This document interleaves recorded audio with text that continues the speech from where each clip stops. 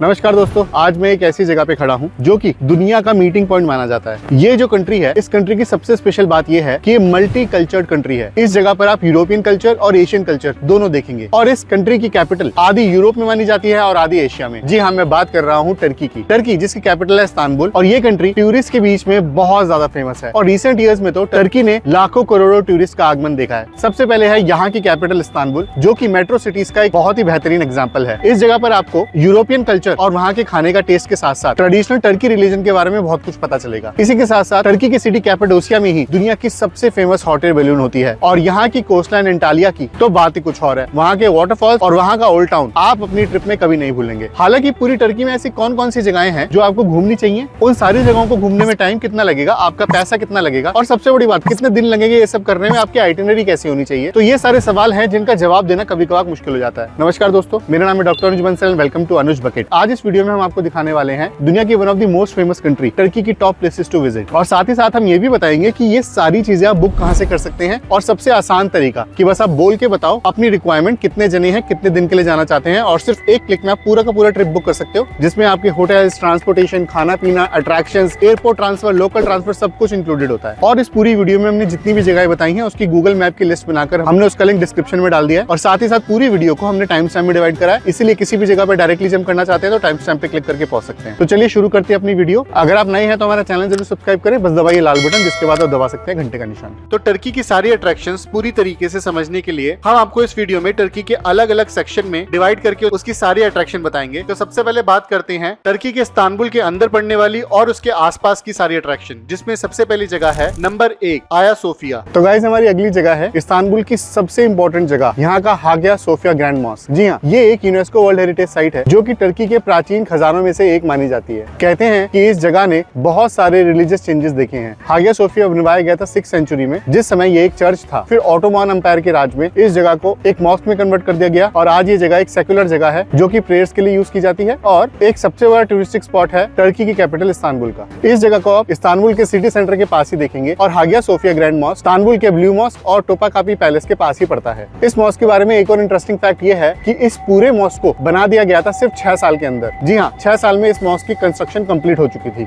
इस मॉस्क में लोकल्स के लिए और टूरिस्ट के लिए अलग अलग एंट्री है, और इस मॉस्क की एंट्री टिकट के साथ साथ आप इसका गाइडेड टूर भी ले सकते हैं, जिसमें आप इस मॉस्क की हिस्ट्री के बारे में बहुत कुछ पता चलेगा। आया सोफिया की टाइमिंग है सुबह 9 बजे से लेकर शाम को 7:30 बजे तक की, और यहाँ की बेसिक एंट्री टिकट शुरू हो जाती है 25 यूरो से, जो की होती है 1000 टर्किश लीरा और 2300 इंडियन रुपीज की। Number 2 blue mosque. तो गाइस, टर्की की जो हमारी अगली जगह है वो मेरे पीछे आपको दिखाई दे रही है। इस जगह का नाम है द ब्लू मॉस्क। टर्की की कैपिटल इस्तांबुल में अगर पूरे साल सबसे ज्यादा टूरिस्ट कहीं आते हैं तो वो आते हैं इसी ब्लू मॉस्क में। ये एक स्पिरिचुअल जगह है, इसलिए यहाँ पर अंदर आने की कोई फीस नहीं है। और इस मॉस्क की सबसे खास बात है इसके ब्लू कलर टॉम्ब्स, जो कि दुनिया भर में बहुत ज्यादा फेमस है। इस मॉस्क के अंदर आना तो बिल्कुल फ्री है, लेकिन ये मॉस्क दिन में 5 बार बंद किया जाता है जब यहाँ पे प्रेयर्स पढ़ी जाती हैं। इसलिए ऑफ प्रेयर्स के टाइम ही इस मॉस्क में आना सजेस्ट किया जाता है। इस मॉस्क में अंदर जाने के बाद आप देखेंगे कि इसके टूम इतने सुंदर डिजाइन किए गए हैं, और ऐसा आर्किटेक्चर आपको और कहीं देखने को नहीं मिलेगा। अंदर जाने के बाद इसके कलरफुल ग्लासेस पे भी ध्यान दीजिएगा, क्योंकि इन ग्लासेस की शेप एंड साइज इस तरीके से काटी हुई है, इस पूरे मॉस्क की ब्यूटी में वो 4 चांद लगा देते हैं। ब्लू मॉस्क के कुछ गाइडेड टूर भी किए जाते हैं, जिनको आप किसी भी टूर पास या फिर सेपरेट गाइडेड टूर बुक करके वो टूर कर सकते हैं, जिसमें आपको पूरे ब्लू मॉस्क के बारे में सारी जानकारी दी जाएगी। ब्लू मॉस्क की टाइमिंग है सुबह 9 बजे से लेकर शाम को 6 बजे तक की, और यहाँ की एंट्री बिल्कुल फ्री होती है। हालांकि दिन में 5 बार जब नमाज पढ़ी जाती है तब ब्लू मॉस्क की एंट्री बंद होती है। Number 3 basilica cistern. तो गाइस, मैं आ चुका हूँ इस्तांबुल की एक और बहुत ही बेहतरीन जगह पर, जिसके अंदर मैं घूम रहा हूँ। ये जगह है इस्तांबुल की अंडरग्राउंड वाटर टैंक। भैया, बहुत ही पुराने जमाने में तकरीबन 6ठी सेंचुरी में ये जगह बनवाई गई थी, और ये जगह स्पेशली बनाई गई थी पानी स्टोर करने के लिए। जी हाँ, पहले जो इस्तांबुल की सिटी है उसके आसपास पानी नहीं था, 40 किलोमीटर दूर जाकर पानी लाना पड़ता था, तो यहाँ पर ये जगह बनवाई गई। वैसे तो ग्रीक और रोमन आर्किटेक्चर का मिक्सचर लगती है ये जगह। इस जगह को बहुत बड़ी टूरिस्टिक स्पॉट बना दिया गया है, ताकि यहाँ पे लोग आके देख सके कि उस जमाने में पानी कैसे स्टोर करते थे।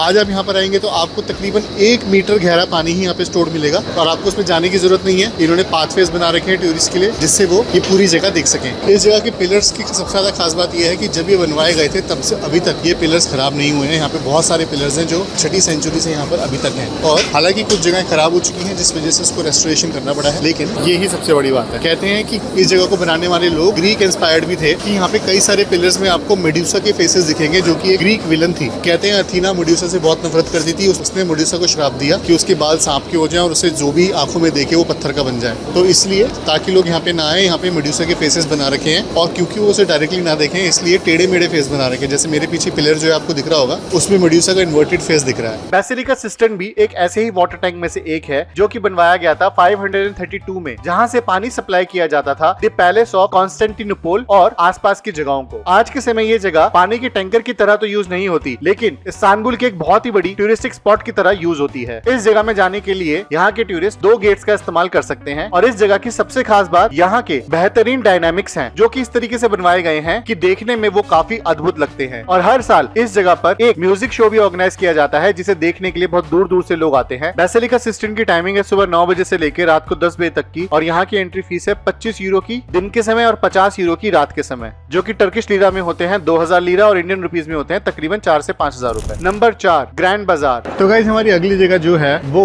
टर्की की सबसे बड़ी मार्केट है। जी हाँ, टर्की की कैपिटल इस्तांबुल में इस बाजार का नाम है द ग्रैंड बाजार। ये इस्तांबुल का सबसे पुराना और सबसे बड़ा बाजार है, जिसके अंदर आपको टर्किश शॉपिंग करने को मिलेगी। जी हाँ, इस बाजार के अंदर आपको jewellery, bags, carpets, artefacts, souvenirs, कपड़े सब कुछ टर्किश स्टाइल के मिल सकते हैं। ये वही बाजार है जिसमें अगर आप घूम रहे होंगे तो सारे दुकानदार आपको बुला बुला के बोलेंगे कि आइए हमारा सामान देखिए, खरीदिए। अगर आप दिल्ली गए हैं तो वहाँ की फ्ली मार्केट, जनपद और पालिका की याद आ जाएगी आपको। लेकिन इस बाजार में घूमना इतना जरूरी इसलिए है क्योंकि यहीं पर आपको असली टर्किश कल्चर पता चलेगा, यहाँ की शॉपिंग करने को मिलेगी। और अगर आप शॉपोहॉलिक हैं तो ये जगह तो आपको बहुत पसंद आएगी। इनफैक्ट अगर आपको शौक है कि आप अपने घर को ज्यादा अच्छी तरह सजा सकें तो आपको ये मार्केट बहुत अच्छी लगेगी, क्योंकि यहाँ पे होम डेकोर के बहुत सारी शॉप्स हैं। ज्वेलरी लवर्स के लिए ये मार्केट बहुत बढ़िया है। इनफैक्ट लेडीज का तो हर सामान आपको इस मार्केट में मिलेगा। ग्रैंड बाजार की टाइमिंग है सुबह 8:30 बजे से लेकर शाम को 7 बजे तक की, और ये जगह संडे को बंद होती है, और यहाँ की एंट्री बिल्कुल फ्री है। Number 5 Bosporus cruise. अगर आपको इस्तांबुल की सारी अट्रैक्शंस, वहाँ के पैलेसेस, मॉस्क और वहाँ की यूरोपियन और एशियन साइड एक साथ देखनी है तो आपको बॉस्पोरस क्रूज जरूर करना चाहिए। इस क्रूज की सबसे खास बात यह है कि यहाँ से आप टर्की की सबसे खूबसूरत जगहें देख पाएंगे, एक खूबसूरत सनसेट देख पाएंगे, और इस सी में बसे सीगल्स को अपने हाथों से खाना भी खिला पाएंगे।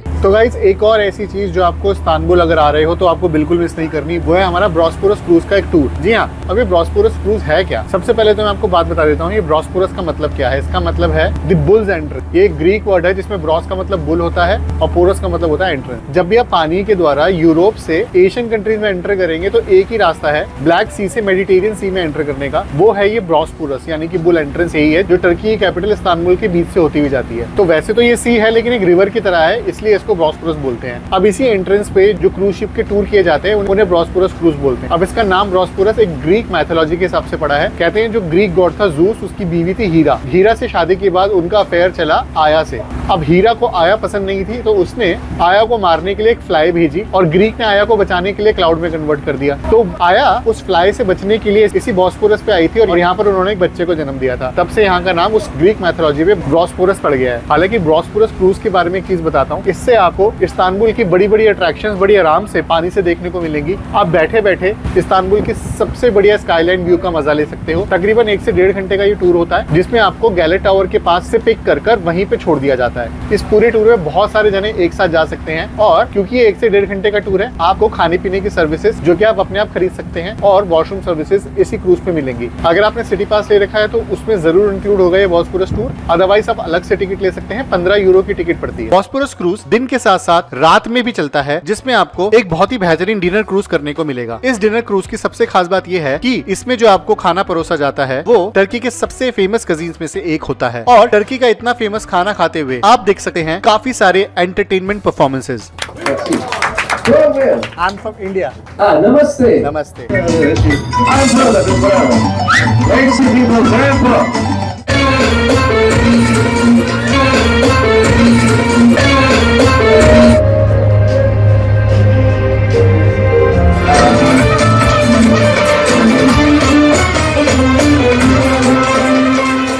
Number 6 Galata tower. So guys हमारी अगली जगह है इस्तांबुल की एक बहुत ही फेमस और बहुत ही इंपॉर्टेंट जगह। इस जगह का नाम है गलाता टावर। इस्तांबुल का ये टावर एक वॉच टावर के तौर पे बनाया गया था जो बॉस्पोरस पे आने जाने वाली शिप पे नजर रखता था। ये वॉच टावर और मेडन टावर दोनों बनाए ही इसलिए गए थे ताकि बॉस्पोरस से गुजरने वाली शिप से टोल ले सके। हालांकि आज के समय ये बहुत ही बड़ा टूरिस्ट स्पॉट है जिसे इस्तांबुल में घूमना बहुत जरूरी है। इस टावर के टॉप पे एक ऑब्जर्वेशन डेक भी है जहाँ से आप पूरे इस्तांबुल का एक बहुत ही बढ़िया स्काईलाइन व्यू ले पाओगे और साथ ही साथ इस टावर में एक रेस्टोरेंट भी है जो कि आपको टर्किश फूड सर्व करता है। ये आप सिर्फ गलाता टावर पे ही कर सकते हो। इसी टावर के आसपास इस्तांबुल की सबसे फेमस मार्केट भी है और इस्तांबुल का सबसे बढ़िया खाना, स्ट्रीट फूड और शॉपिंग भी आप इसी गलाता टावर के आसपास ही कर सकते हो। गलाता टावर की टाइमिंग है सुबह 8:30 बजे से लेकर रात को 10 बजे तक की और यहाँ की एंट्री फीस है 15 यूरो की, जो कि टर्किश में होते हैं 615 लीरा और इंडियन रुपीज में होते हैं 1400 रुपए। Number 7 nostalgic tramway. जी हाँ, अगली चीज जो आपको इस्तांबुल में बिल्कुल मिस नहीं करनी वो है वहाँ की नॉस्टैल्जिक ट्रेन में बैठना। इस्तांबुल की नॉस्टैल्जिक ट्रैम आपको मिलेगी इस्तांबुल के तकसिम स्क्वायर में और ये ट्रैम आपको इस्तांबुल की ट्रांसपोर्टेशन हिस्ट्री के बारे में बहुत कुछ बताएगी। पहले जमाने में ये ट्रैम घोड़ों के द्वारा खींची जाती थी जो कि 19वीं सदी में इंट्रोड्यूस की गई। जैसे जैसे ये सिटी मॉडर्नाइज होती गई वैसे वैसे इस ट्रैम को इलेक्ट्रिक बना दिया गया। आज के समय ये ट्रैम इस्तांबुल के यूरोपियन साइड में चलती है जहाँ पर आपको काफी सारे शॉपिंग और डाइनिंग एवेन्यूज देखने को मिलेंगे। इस ट्रैम को देखने के लिए हर साल पूरी दुनिया से विजिटर्स आते हैं जो कि इस ट्रैम में बैठना चाहते हैं। इस ट्रैम का नाम तकसिम टनल नॉस्टैल्जिक ट्रैमवे भी है और ये तकरीबन 1.6 किलोमीटर लंबी लाइन है। Number 8 Taksim square. Taksim square Istanbul का सबसे बिजिएस्ट सिटी सेंटर में से एक है। यहाँ के स्क्वायर में आपको इस्तांबुल का एक रिपब्लिक मॉन्यूमेंट भी देखने को मिलेगा जिसमें आपको एक स्ट्रक्चर देखने को मिलेगा जो कि है पिएट्रियो कैनोनिका का। तकसिम स्क्वायर में घूमते समय आपको यहाँ के सबसे फेमस ब्रांड, शॉपिंग सेंटर्स और रेस्टोरेंट देखने को मिलेंगे। अगर आप 19वीं सदी का एक ड्रामेटिक बैकग्राउंड चाहते हैं अपनी सेल्फीज में तो तकसिम स्क्वायर आपके लिए सबसे बेस्ट जगह है घूमने के लिए। हालांकि तकसिम स्क्वायर में जाने के बाद जो आपको सबसे इंपॉर्टेंट चीज वहाँ करनी है वो है वहाँ की टर्किश डिलाइट टेस्ट करना। तकसिम स्क्वायर पूरे दिन खुला होता है और यहाँ आने की कोई फीस नहीं लगती। Number 9 Turkish cuisines. तो गाइस जो अगली चीज हम ट्राई करने वाले हैं ना यहाँ पर खाने पीने के लिए वो है यहाँ की टर्किश डिलाइट्स। जी हाँ, टर्किश डिलाइट्स मतलब टर्किश स्वीट्स। अब टर्की के डेजर्ट भी बहुत ज्यादा फेमस है। यहाँ पे मिठाइयाँ इतनी बिकती हैं, ड्राई फ्रूट्स का इतना बिजनेस है और ड्राई फ्रूट्स की बनी हुई मिठाइयाँ, खोए की बनी हुई मिठाइयाँ, यहाँ का बकलावा और यहाँ की बहुत सारी मिठाई बहुत ज्यादा फेमस है। तो ऐसे ही एक डेजर्ट के आउटलेट पे भी अंदर जाकर हम इसकी सारी मिठाइयाँ ट्राई करने चाहते हैं। तो मैं देखता हूँ कि पूरी मिठाई का कोई प्लेटर मिलता है या फिर मुझे एक एक करके खरीदनी पड़ेगी, लेकिन जो भी है मैं ज्यादा से ज्यादा मिठाई ट्राई करूंगा। हम खड़े हैं तकसिम स्वीट्स के आगे, हम तकसिम स्ट्रीट में थे इस्तांबुल की। तो चलिए अंदर जाके दिखाता हूँ आपको कौन कौन सी मिठाई और बताता हूँ उसका टेस्ट कैसा है। जी हाँ, टर्की स्वीट्स के अंदर हम इस्तांबुल की सबसे फेमस मिठाइयाँ खाने चले गए। हालांकि वहाँ पे इतनी वैरायटी ऑफ मिठाइयाँ थी कि हम सिलेक्ट नहीं कर पा रहे थे कि हमें कौन सी खानी है। इस्तांबुल की सबसे फेमस मिठाइयों में आता है यहाँ का बकलावा केक जो कई सारी वैरायटी में आपको तकसिम स्क्वायर की स्ट्रीट्स पे मिल जाएगा। हमने जो वहाँ पे ट्राई किया वो थी वहाँ की टर्किश डिलाइट्स प्लेटर जिसमें कई सारी तरीके की डेजर्ट हमें ट्राई करने को मिली। भाई इसमें मुझे 8 तरीके के डेजर्ट दिख रहे हैं और हर डेजर्ट में ड्राई फ्रूट्स डले हुए हैं। सबसे पहली बात तो ये एक तो ये काजू और बादाम का डेजर्ट है, बहुत सारे ड्राई फ्रूट है, साथ में बर्फी जैसा लग रहा है, इसमें डाला हुआ है पिस्ता। एक ये पिंक कलर का है भाई, ये थोड़ा सा स्टिकी सा एक जेली जैसा पेस्ट है, उसमें अंदर से ड्राई फ्रूट डले हुए हैं और जो साथ ही में उसने हमें दिया है वो दिया है हमें टर्किश टी। गर्मा गर्म चाय है, चीनी अपने हिसाब से मिलाओ और कहते हैं कि टर्किश टी इसके डेजर्ट के साथ सबसे बढ़िया लगती है। Number 10 sapphire tower. तो गाइज हम खड़े हैं अभी एक ऐसी जगह पे जहाँ से पूरे इस्तांबुल का एक बहुत ही सुंदर स्काईलाइन व्यू दिखता है, जैसा आपको मेरे पीछे दिख रहा होगा। हम खड़े हैं सफायर ऑब्जर्वेशन डेक पे। जी हाँ, ये भी एक बहुत ही प्यारी जगह है जो आप इस्तांबुल में विजिट कर सकते हैं। ये इस्तांबुल की सबसे बड़ी बिल्डिंग में से एक है। इसका नाम है सफायर ऑफिस और इस सफायर ऑफिस के सबसे टॉप फ्लोर तक आप आ सकते हैं जिसको बोलते हैं सफायर ऑब्जर्वेशन डेक। यहाँ से आपको पूरे इस्तांबुल का 360 डिग्री व्यू मिलता है और ये इतना सुंदर लगता है ना कि आपको क्या बताऊं। रात को देखने से ये व्यू और भी ज्यादा सुंदर लगता है क्योंकि द सिटी ऑफ लाइट लगती है पूरा इस्तांबुल। इस सफायर ऑब्जर्वेशन डेक में आप स्काई राइड भी कर सकते हो जो कि 4D सिमुलेशन राइड है। इसमें आपको एक 4D राइड में बिठा दिया जाता है जिसमें आपको ऐसा लगता है जैसे आप इस्तांबुल के ऊपर उड़ रहे हो। भाई ये जो सफायर ऑफिस की बिल्डिंग है ये इतनी जबरदस्त जगह है। एक तो ऊपर आओ, यहाँ से बहुत बढ़िया व्यू लो, 4D सिमुलेशन राइड में बैठो, ऐसा फील करो जैसे इस्तांबुल के ऊपर उड़ रहे हो और फिर जब आपकी सारी मस्ती हो जाए तो नीचे जाके इसके फूड कोर्ट में खाना पीना खा लो। वन स्टॉप सॉल्यूशन है ये एंटरटेनमेंट का अगर आप इस्तांबुल आ रहे हो तो इस जगह को भी मिस बिल्कुल मत करना। Number 11 टोपकापी palace.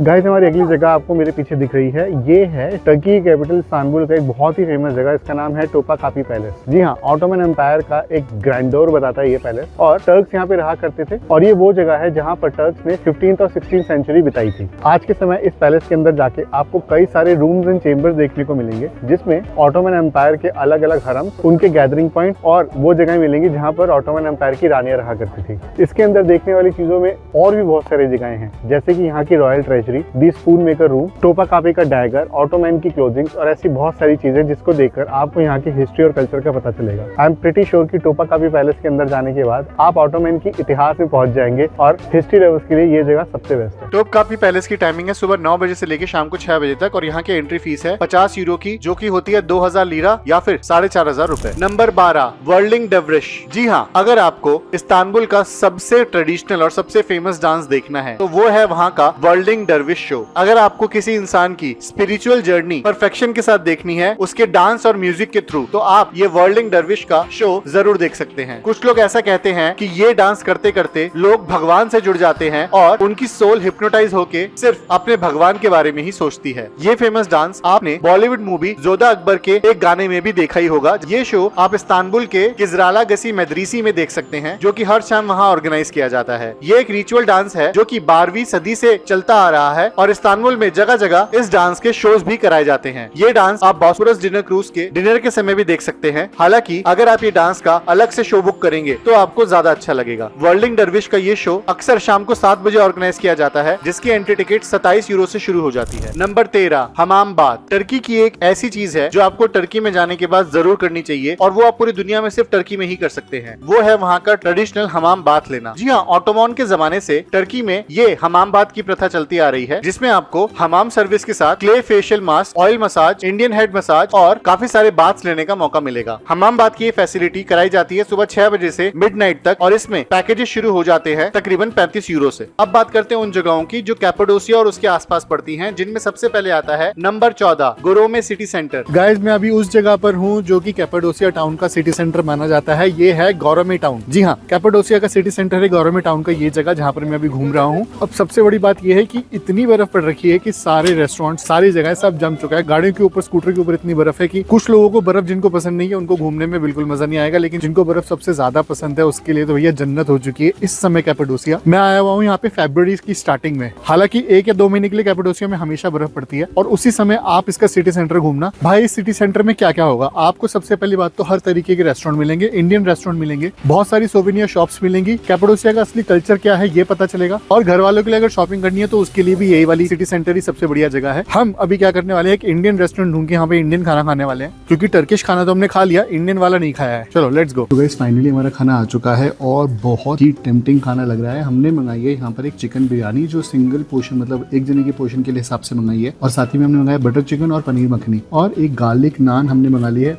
भाई, मुंह में पानी आ रहा है, वेट नहीं हो रहा है क्योंकि एकदम गर्मा गर्म खाना है और देखने से इतना टेस्टी लग रहा है। तो आपको खा के बताता हूँ कैसा है ये।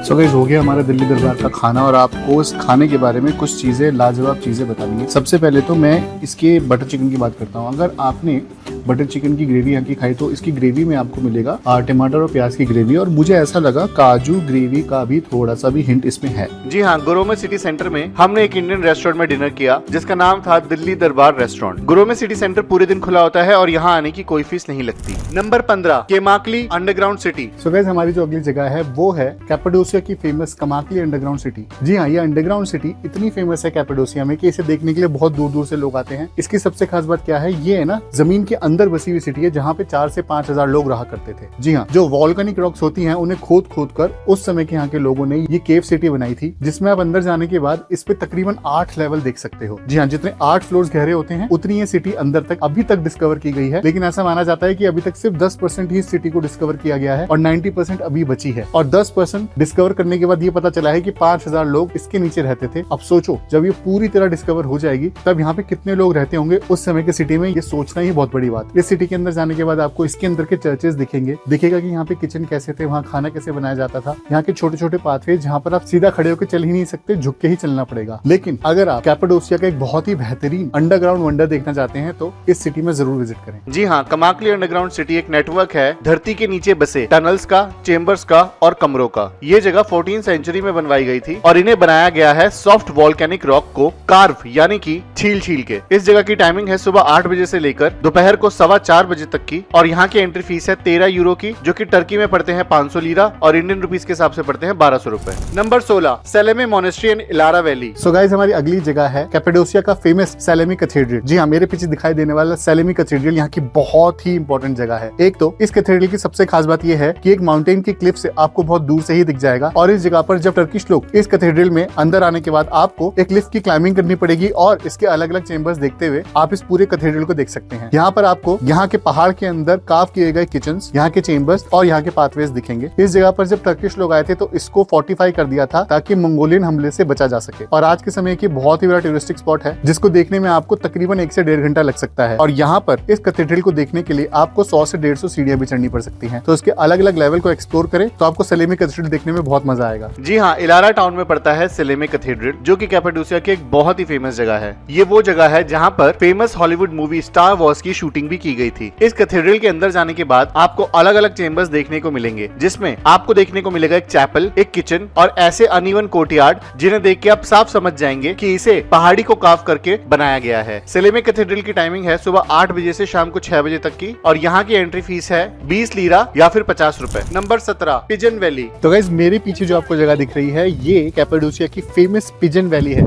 जी हाँ, पिजन वैली, जहाँ पे बहुत सारे पिजन आपको देखने को मिलेंगे। ये पूरी वैली तकरीबन 4 से 5 किलोमीटर लंबी है, जहाँ पर आपको हजारों लाखों पिजन्स और चिड़ियाएं मिलेंगी। यहाँ पर इतनी सारी चिड़िया और पिजन इसलिए हैं क्योंकि यहाँ पर लोगों ने उनके लिए इस पूरी पहाड़ी में छोटे छोटे घर बना रखे हैं, और इनका सीजन आने पे वो उस घर में खाना रख देते हैं, और यहाँ के कबूतर और यहाँ की चिड़ियाएं उन सारे घरों को ऑक्यूपाई कर लेती हैं। हालांकि खाना रखने के 1 महीने बाद वो ऑक्यूपाई करती हैं, जब तक वहाँ पे इंसानों की खुशबू रहती है तब तक वो वहाँ नहीं जाती। इतनी सुंदर वैली है यहाँ पर, बिना बर्फ की भी आप ये जगह देखेंगे आपको बहुत खूबसूरत लगेगी। जी हाँ, पिजन वैली वो जगह है जहाँ पर आप पुराने जमाने की वो वैली देखेंगे जहाँ पर पिजन्स को यानी कि कबूतरों को फर्टिलाइज किया जाता था, पाला जाता था, ताकि उनके बीट से मैन्योर्स बना सके। ये किया जाता था पहाड़ों पे छोटे छोटे छेद करके, जो कि कबूतर अपने घरों की तरह इस्तेमाल करते थे। हालांकि आज के समय आज कैपेडोसिया के किसानों ने मॉडर्न क्रॉप फर्टिलाइजेशन यूज करके अपनी खेती करनी शुरू कर दी है, लेकिन ये पिजन वैली आज भी उसी जगह मौजूद है। इस वैली का ओरिजिनल नाम है गुवर चिनलिक वैली, जिसे एक निकनेम पिजन वैली दे दिया गया था। ये वैली पूरे दिन खुली होती है और यहाँ आने की कोई फीस नहीं लगती। Number 18 Uchisar castle. So guys, हमारी अगली जगह जो है वो एक ऐसी जगह है जो कैपेडोसिया में सबसे ऊंचाई पर है। जी हाँ, मेरे पीछे आपको दिख रहा होगा उचाईसर कैसल। ये कैसल एक ज्वेल है, शान है पूरे कैपेडोसिया की, और इस कैसल की स्टोरी भी बहुत ही बेहतरीन है। सबसे पहले तो मैं आपको ये बता दूं कि पूरा कैपेडोसिया पहले एक प्लेटू रीजन था, जो कि वोल्केनिक इरप्शन की वजह से प्लेटू बना था, और समय और वेदर के साथ यहाँ पे बहुत सारी नेचुरल फॉर्मेशन हो गई, क्योंकि हवा, बर्फ और पानी ने यहाँ की रॉक्स को अंदर से खोखला कर दिया, और ऐसी चिमनी फॉर्मेशन पूरे कैपेडोसिया में अलग अलग जगह पर आ गई। तो क्योंकि यहाँ पर बहुत सारे लोग रहते थे, उन्होंने इन्हीं चिमनियों के अंदर वोल्केनिक रॉक्स को खोद खोद के अपने केव्स बनाने शुरू करे और वहाँ पे रहना शुरू करा। और आज के समय यही वोल्केनिक रॉक्स के अंदर के केव्स होटल की तरह यूज होते हैं। उन्हीं वोल्केनिक रॉक्स के केव्स का सबसे ऊंचा एग्जाम्पल है उचाईसर कैसल। कहते हैं तकरीबन 4000 साल पहले ही ये केव्स बनाए गए थे, और उस समय यहाँ पर यहाँ के बहुत सारे सैनिक रहते थे, जिन्होंने इसी उचाईसर कैसल में तकरीबन 300 लोगों को जिंदा जलाया था सजा के तौर पे। आज के समय ये उचाईसर कैसल यहाँ की सबसे बड़ी अट्रैक्शंस में से एक है, और यहाँ से आपको जो पैनोरामिक व्यू मिलेगा वो बहुत ही अमेजिंग होगा, चाहे गर्मियां हो चाहे सर्दियां। ये जगह एक मस्ट विजिट है कैपेडोसिया में। उचाईसर कैसल की टाइमिंग है सुबह 7 बजे से लेकर शाम को 8 बजे तक की, और यहाँ की एंट्री फीस है 8 यूरो की, जो कि होते हैं 325 लीरा या 700 रुपए।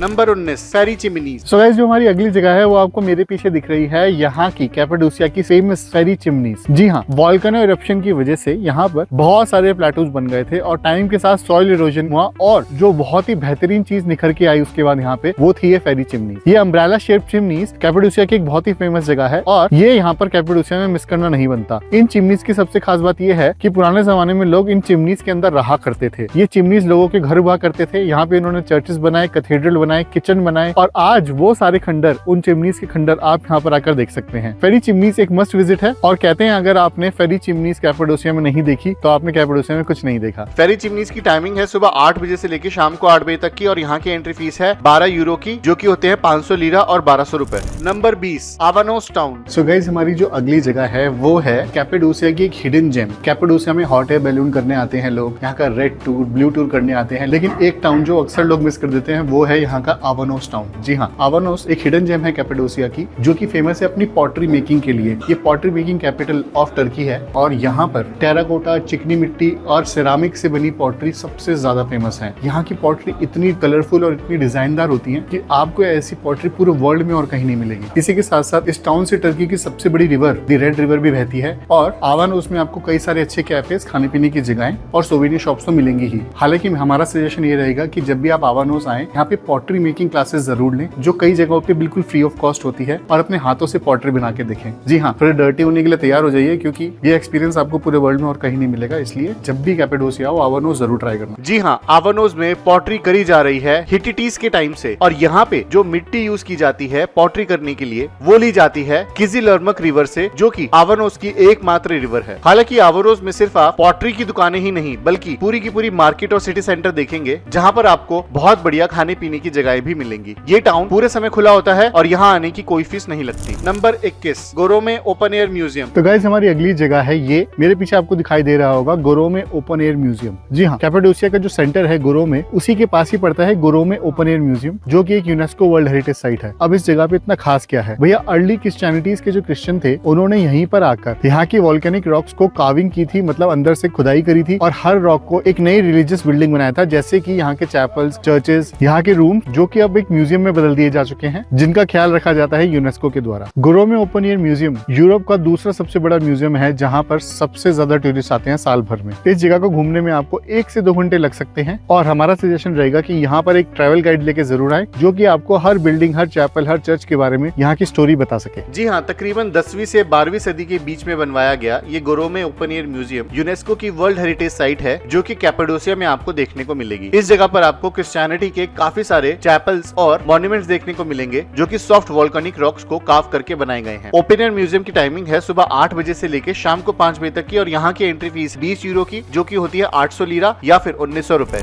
Number 22, hot air balloon ride. जी हाँ, कैपेडोकिया नाम तो आपने सुना ही होगा। दुनिया की सबसे बेहतरीन हॉट एयर बलून राइड यहीं कराई जाती है, जो कि पड़ता है टर्की में। कुछ लोग तो इसे एक लाइफ टाइम एक्सपीरियंस कहते हैं और कहते हैं कि जिंदगी में हम सभी को एक न एक बार कैपेडोकिया की हॉट एयर बलून राइड जरूर करनी चाहिए। टर्की के कैपेडोकिया की hot air balloon ride special इसलिए भी है क्योंकि इसी हॉट एयर बलून राइड से आपको बहुत ही सुंदर एरियल व्यूज दिखने को मिलेंगे। कैपेडोकिया की लव वैली, वहाँ की फेरी चिमनीज जो आप इस हॉट एयर बलून राइड से देख सकते हैं, वो आप और कहीं से नहीं देख सकते। इसी के साथ साथ जब 100 से ज्यादा हॉट एयर बलून एक साथ आपको आसमान में दिखते हैं, तो ये नजारा पूरी दुनिया में आपको और कहीं देखने को नहीं मिलता। अब अगर आप टर्की का कैपेडोकिया जा रहे हैं, तो ये हॉट एयर बलून राइड कौन कौन सी तरीके की होती है? इसमें सबसे पहले आती है स्टैंडर्ड बलून राइड, जिसमें 16 से 24 लोग हॉट एयर बलून में चढ़ सकते हैं। दूसरे नंबर पे आती है डीलक्स राइड, जिसमें 16 से कम लोग आते हैं, और तीसरी है प्राइवेट राइड, जिसमें आप पूरा हॉट एयर बलून प्राइवेटली अपने लिए बुक कर सकते हैं। ये हॉट एयर बलून राइड की ड्यूरेशन होती है तकरीबन 45 मिनट से लेकर 2 घंटे तक की। जी हाँ, basic hot air balloon ride आपको 50 मिनट से 1 घंटे तक की मिलेगी, लेकिन डीलक्स राइड तकरीबन 90 मिनट तक जाती है। अब standard hot air balloon ride आपको ऑफ सीजन में मिल सकती है तकरीबन 6000 से 8000 रुपए पर पर्सन की, जो कि होता है $100 के आसपास। हालांकि ये बिल्कुल स्टार्टिंग प्राइस है, इसलिए अगर आप सीजन के टाइम जाएंगे तो आपको 12000 से 14000 रुपए तक की राइड भी मिल सकती है, जो कि है तकरीबन $150 से $180 के आसपास। और अगर आप फुल सीजन में ये हॉट एयर बलून राइड लेने जा रहे हैं, तो आपको $200 से $250 भी देने पड़ सकते हैं 1 पर्सन के। पूरा का पूरा हॉट एयर बलून अगर आप प्राइवेटली बुक करना चाहते हैं, तो वो शुरू हो जाता है तकरीबन $1500 से। अभी हॉट एयर बलून राइड लेने का सबसे बेस्ट सीजन कौन सा है? हालांकि सबसे best season hot air balloon ride लेने का है अप्रैल से जून तक और सितंबर से अक्टूबर तक, क्योंकि इस समय कैपेडोसिया में मौसम बहुत अच्छा होता है और hot air balloon ride cancel होने के चांसेस काफी कम होते हैं। जी हाँ, ऐसा भी हो सकता है कि आपने अपने लिए कैपेडोकिया में hot air balloon ride book कराई है और on the day of ride वो राइड कैंसिल हो चुकी है। जी हाँ, हॉट एयर बलून राइड कराई जाएगी या नहीं, ये कैपेडोकिया के मौसम पे बहुत ज्यादा डिपेंड करता है। जैसे कि अगर वहाँ पे on the day of ride बर्फ पड़ गई है, या फिर हवा बहुत तेज है, या फिर बारिश आने का अनुमान है, तो उस दिन की hot air balloon ride cancel हो जाती है। इसके लिए आप कैपेडोकिया में 2 से 3 दिन का स्टे जरूर लीजिएगा, ताकि आप ये मेक श्योर कर सकें कि आपकी बलून राइड जरूर हो पाए, क्योंकि अगर एक दिन कैंसिल हो गई तो वो आपकी हॉट एयर बलून राइड आगे के दिन शिफ्ट कर देंगे। The biggest frustration the people are having that they coming here from a long distance, and when they see the balloons are cancelled, they get so frustrated because they just come here for the balloons. So I can understand that, but people shouldn't get hurt because your life matters first, of course.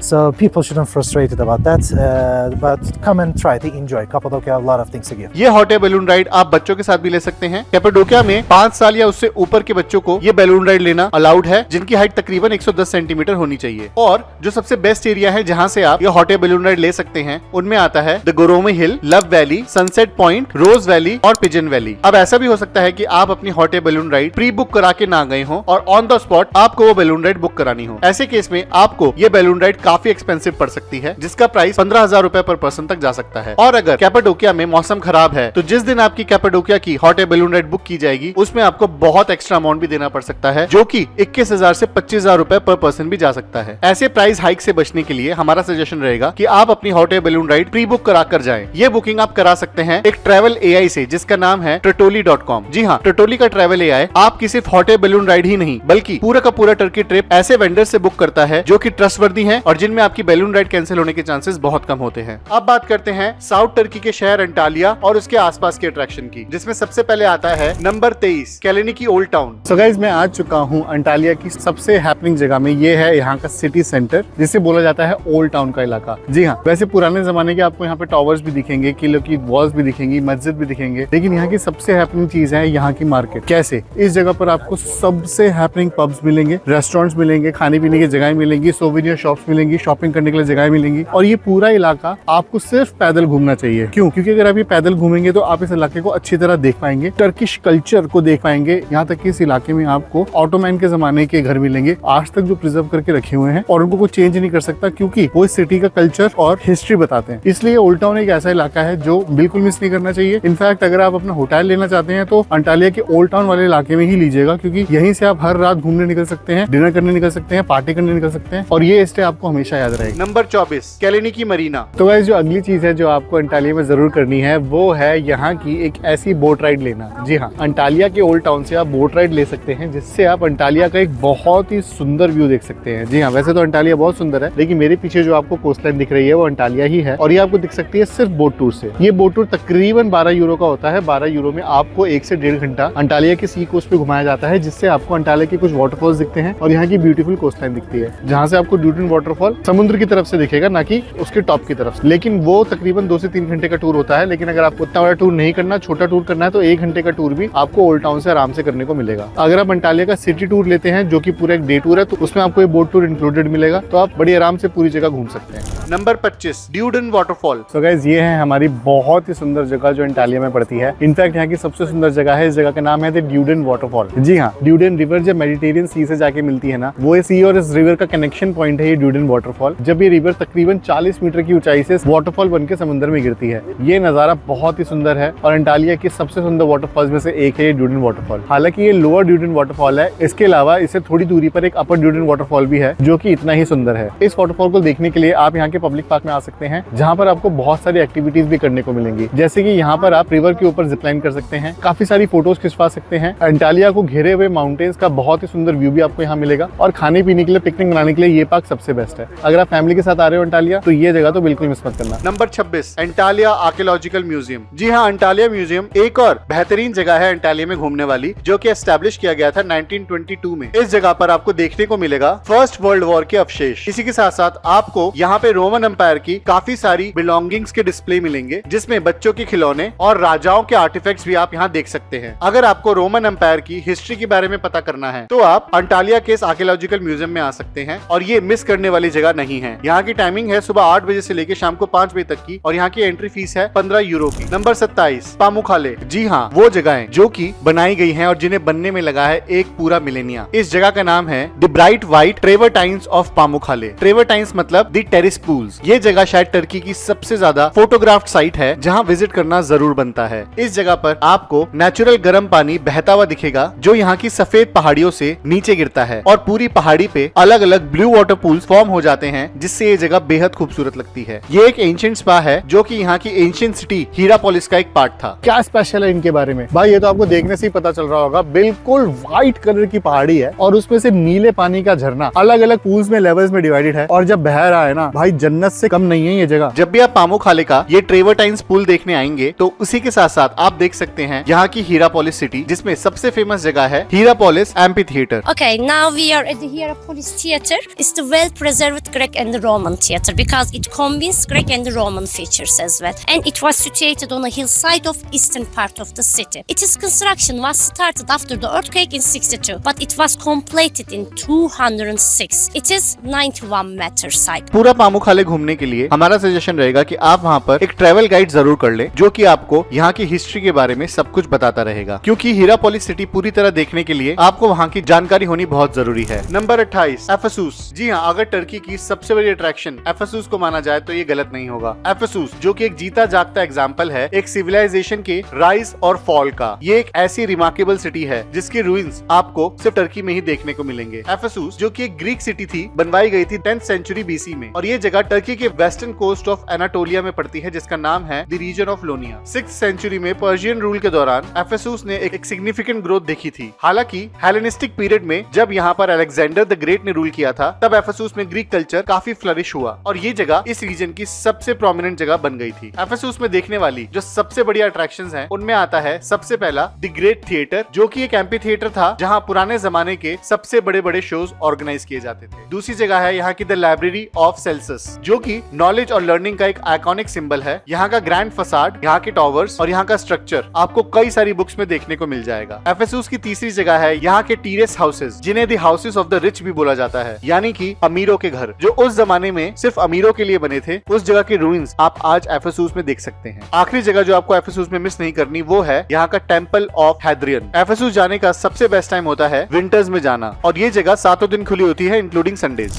Number 29, Ankara. जी हाँ, Ankara जो कि Turkey की capital city है और ये पूरे Turkey की सेकंड लार्जेस्ट सिटी है इस्तांबुल के बाद। ये जगह टर्की के एनाटोलियन रीजन में पड़ती है और ये टर्की का एडमिनिस्ट्रेटिव सेंटर भी माना जाता है। अंकारा एक बहुत ही खूबसूरत शहर है जिसे आप अपनी टर्की की ट्रिप में घूम सकते हैं, क्योंकि यहाँ पर आपको मिलेंगे रोमन और ऑटोमान के बहुत सारे प्रिजर्व्ड रेलिक्स। ये एक कंक्रीट जंगल है जो कि टूरिस्ट को बहुत ही सुंदर लैंडमार्क्स, म्यूजियम और मॉस्क ऑफर करता है। अंकारा सिटी की सबसे बड़ी हाईलाइट है यहाँ का अंकारा कैसल, जो कि एक मिडिवल सिटाडेल है और ये जगह एक हाई हिल पे बसी है जहाँ से आपको पूरा अंकारा दिखाई देता है। अंकारा के सबसे टूरिस्टिक एरिया जो आपको जरूर घूमने चाहिए उनमें आता है उलूस, कैनकया, केजिलाई और आल्टिंदा। और अंकारा की सबसे इंटरेस्टिंग साइट्स में आता है यहाँ का Ankara castle, museum of Anatolian civilisation और यहाँ के रोमन रूइन। अंकारा एक बहुत ही फैसिनेटिंग सिटी है जिसमें आपको टर्की की हिस्ट्री, आर्कियोलॉजी, म्यूजिक, नेचर और खाना भी ट्राई करने को मिलेगा, इसलिए टर्की जाने के बाद अंकारा मिस करना भी नहीं बनता। Number 30, Izmir. टर्की की 3rd लार्जेस्ट सिटी है इजमिर, जिसकी पॉपुलेशन तकरीबन 4 मिलियन के आसपास है। ये जगह स्मरना के नाम से भी जानी जाती थी, जिसका मतलब है द पर्ल ऑफ एजियन। ये जगह एजियन सी और टर्की के बैकड्रॉप माउंटेन्स के बीच में एक मेजर पोर्ट थी और इतिहास की कई सारी सिविलाइजेशन के लिए इजमिर एक बहुत ही इंपॉर्टेंट जगह थी, जैसे कि एंशिएंट ग्रीक्स, पर्शियंस और रोमन्स। हालांकि 1922 के इंडिपेंडेंस वॉर के दौरान इस सिटी का मेजर पार्ट जला दिया गया था। इजमिर एक बहुत ही ज्यादा टूरिस्टिक जगह है जहाँ पर ट्रैवलर्स आते हैं स्पेशली यहाँ की नेबरिंग अट्रैक्शन एफेसुस देखने के लिए। एफेसुस के साथ साथ इजमिर से आप देखने जा सकते हैं वहाँ का विलेज उर्ला, फुसा और कुसादसी। इजमिर से आप बड़ी आसानी से एक डे टूर पे भी जा सकते हैं, जहाँ से आप देखने जाएंगे टर्की का फेमस पामुखाले। इजमिर की सिटी बाउंड्रीज के अंदर भी काफी सारी अट्रैक्शंस हैं जो आप देख सकते हैं, जैसे कि इजमिर का कीमिराल्ती बाजार, इजमिर क्लॉक टावर और अगोडास ओपन एयर म्यूजियम। एसेंसोर का अगर आपको पैरानॉमिक व्यू लेना है तो वो भी आपको इजमिर से ही मिलेगा। अगर आप टर्किश कजीन ट्राई करना चाहते हैं, टर्की के सबसे बढ़िया म्यूजियम देखना चाहते हैं या फिर शॉपिंग करना चाहते हैं, तो इजमिर आपके लिए सबसे बेस्ट जगह है टर्की में घूमने के लिए। इसी के साथ साथ हमने टर्की के बाकी शहर जैसे इस्तांबुल या फिर पूरी टर्की की टॉप प्लेसेस टू विजिट और कंप्लीट ट्रैवल गाइड्स की वीडियो भी बना रखी हैं, जिनका लिंक आपको हमारे डिस्क्रिप्शन में मिलेगा। आज ही जाके वो सारी वीडियोस भी देखें। और अब हम आपको बताते हैं एक ऐसी ऐप जहां से आप पूरा टर्की का ट्रिप बुक कर सकते हैं सिर्फ एक ही क्लिक में, और वो आप बुक कर सकते हैं टोटोली से। जी हाँ, टोटोली में आपको एक स्पेशल AI चैट करने को मिलेगी, जिसमें आप डायरेक्ट चैट करके अपनी रिक्वायरमेंट्स बता सकते हैं और आपकी रिक्वायरमेंट्स के हिसाब से वो AI आपको इमीडिएटली एक कस्टमाइज्ड पैकेज बना के दे देगा, जिसमें आपकी flights, airport transfers, hotels, intercity train या बस, सारे अट्रैक्शंस के डे टूर्स या फिर एंट्री टिकट जो भी आप चाहते हैं सब इंक्लूडेड मिलेगी। बस आपको बताना है आपकी डिपार्चर डेट, आप कितने जने जाना चाहते हैं, कितने दिनों के लिए जाना चाहते हैं, और टोटोली का AI आपको आपके हिसाब का कस्टमाइज्ड प्लान डिजाइन करके दे देगा। सिर्फ चैटिंग से ही नहीं, बल्कि आप सिंपली अपनी रिक्वायरमेंट्स बोल के भी बता सकते हैं और सिंगल क्लिक में बुक कर सकते हैं अपना पूरा कस्टमाइज्ड ट्रिप। हमने डिस्क्रिप्शन में इस ऐप का लिंक छोड़ दिया है, उस लिंक पे क्लिक करके आज इस ऐप को डाउनलोड करें और अपना पूरा ट्रिप बुक कराएं। तो गाइस, ये थी हमारी top places to visit in Turkey. I hope आपको वीडियो पसंद आई है तो लाइक करें, नहीं है तो सब्सक्राइब करें, और अगर कोई आपका सवाल रह जाता है तो कमेंट्स में लिखें, हम उसका जवाब जरूर देंगे। और आपको सच में लगता है कि ये वीडियो किसी के काम आएगी तो अपने फ्रेंड्स एंड फैमिली से शेयर करें और हमारा ज्वाइन बटन जरूर क्लिक करें, क्योंकि उससे हमारी बहुत मदद होगी। इसी के साथ साथ हमने दुनिया के सारे बड़े देशों के कंप्लीट ट्रैवल गाइड बना के एक ही जगह एक ही ऐप में डाल दी है, जिसका लिंक आपको हमारे डिस्क्रिप्शन में मिलेगा। तो आप किसी भी कंट्री में विजिट करना चाहते हैं, इंटरनेट सर्च करने की कोई जरूरत नहीं है, सिर्फ उस ऐप में जाएं, वहां पे जाके लें उस जगह की complete travel guide. So it was very nice to be with you again. Be well, नमस्ते।